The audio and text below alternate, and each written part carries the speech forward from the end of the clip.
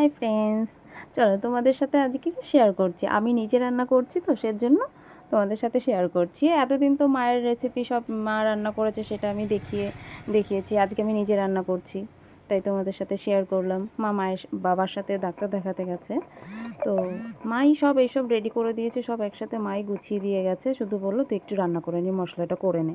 তাই আমি জিরে বাটতে বসে গেছি। দেখো তো জিরে বাটাটা হয়েছে কি না।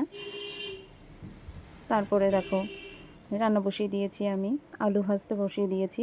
আলুটা একটু হালকা হালকা লাল হবে, তাহলে কি ভালো হবে, কড়াইতে লেগে যাবে না আর কি। আলুটা লাল লাল হয়ে গেলে তারপরে ভেন্ডিগুলো দিয়ে দেবো।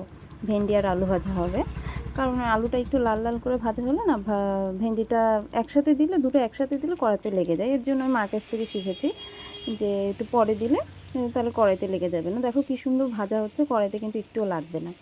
বেশ জিনিসটা কিন্তু ভালো, কড়াইতে লেগে গেলে ভালো লাগে না দেখতে। তার সঙ্গে একটু কচুটা মাছ সিদ্ধ বসিয়ে দিয়েছিল, তো এখন একটু দেখিয়ে নিচ্ছি। চলো মাছটা ভাজা করে নিই।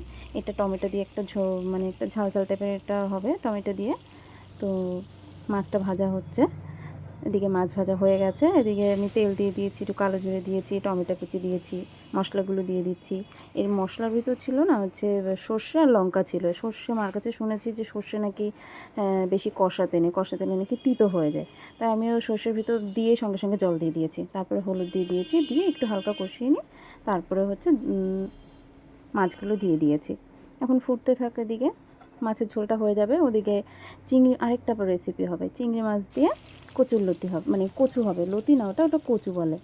সে যাই হোক, চিংড়ি মাছটা ভাজা বসিয়ে দিয়েছি, তো ভাজা হচ্ছে। একটু লাল লাল করে হলে তারপরে বেশ ভালো লাগবে দেখতে। আর চিংড়ি মাছ কার না ভালো লাগে। তো চিংড়ি মাছের জন্য চলো মশলা আমি রেডি করে নিয়েছি আগেই।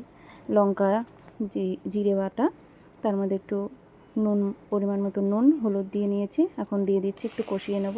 একটু কষালে টেস্ট হবেই আর কি, মায়ের কাছ থেকে শুনেছি বলতে শিখেছি। মা বলে দিয়েছে যে একটু কষিয়ে নিবি, তাহলে ভালো লাগবে, একটু টেস্ট হবে।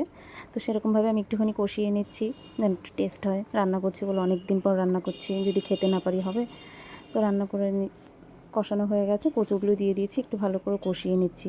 ওই যে কথা, কষালে একটু ভালো হয়, তো একটুখানি ভালো করে কষিয়ে নিচ্ছি, তারপরে জল দিয়ে দেবো। তো চলো, এইটুকুই, বাস, টাটা।